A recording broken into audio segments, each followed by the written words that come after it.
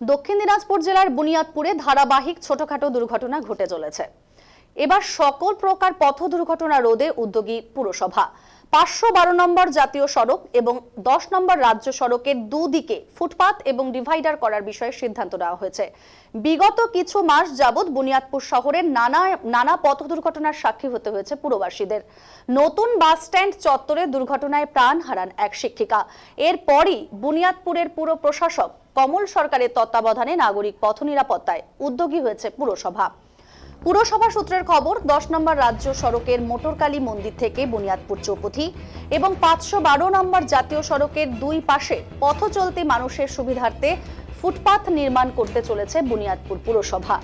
ইতিমধ্যে এ বিষয়ে গঙ্গারামপুর মহকুমা শাসক এবং জাতীয় রাজ্য সড়কের ঊর্ধ্বতন কর্তৃপক্ষের সঙ্গে বৈঠক করেছেন বুনিয়াদপুর পুরসভা।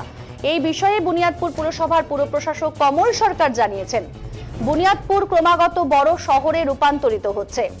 এর ফলে সাধারণ লোকের সমাগম বৃদ্ধি হচ্ছে শহর জুড়ে। 512 নম্বর জাতীয় সড়ক এবং 10 নম্বর রাজ্য সড়কের পুরো এলাকায় নির্দিষ্ট ফুটপাথ না থাকায় নানা দুর্ঘটনার কবলে পড়তে হচ্ছে মানুষকে। এই দুর্ঘটনা এড়াতে এই সড়কগুলোর দুপাশে ফুটপাথ নির্মাণ করার উদ্যোগী নিয়েছেন পুরসভা। কি জানিয়েছেন এই বিষয়ে পুরসভার পুর প্রশাসক কমল সরকার, শুনে নেব।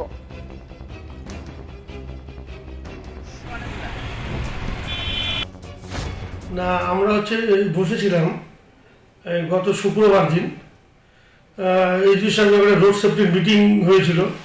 সেখানে আমি পৌরসভার পক্ষ থেকে জানিয়েছিলাম যে বুনিয়াদপুরে নতুন বাস স্ট্যান্ডে বা বিভিন্ন জায়গায় অ্যাক্সিডেন্ট হচ্ছে, সকালে বাজারটা নিয়ে লোক ঢুকছে না। তো আমি এডিও সাহেবকে বললাম যে স্যার, এই ব্যাপারগুলোকে দেখতে হবে।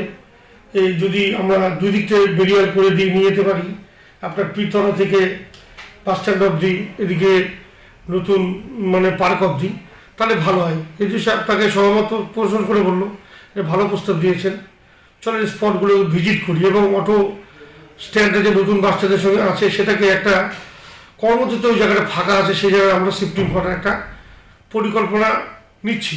তাহলে রাস্তাটা বড়ই থাকবে, লোকজন চলতে ভালো থাকবে এবং পাশাপাশি বেরিয়াল দিলে একটা ফুটপাথ তৈরি হলে ফুটপাথ দিয়ে মানুষ যাবে, মাঝখান দিয়ে গাড়ি ঘোড়া যাবে, এরকম একটা পরিকল্পনা নিচ্ছি। এবং এই বিষয়কে আমি সরজমিনে তদন্ত করে আমরা সার্বিকভাবে অ্যাসিস্ট্যান্ট ইঞ্জিনিয়ার NH 12 এবং রাজ্য সরকারের যারা দায়িত্বে আছেন ইঞ্জিনিয়ার, তাদেরকে একটা আমরা সেদিন আমরা ভিজিট করলাম, তাদেরকে দেখে দেখালাম জায়গাগুলো, তাতে সহমত প্রকাশ করেছে। আগামী দিন ওদের নিয়ম অনুযায়ী ওরা বসবে, যে NH 12 যারা কর্মকর্তা আছে দেখে ওরা চেষ্টা চালাচ্ছে, তাতে ওরা একমত করে দেওয়ার চেষ্টা করবে। এবং কিছু বাম আমাদের এই নতুন বাস স্ট্যান্ডে হবে, একটা মিউনিসিপ্যালিটি বাম্প হবে, বিডিওর সামনে বাম্পটা ফেটে গেছে, সেটাও দেখতে বললাম।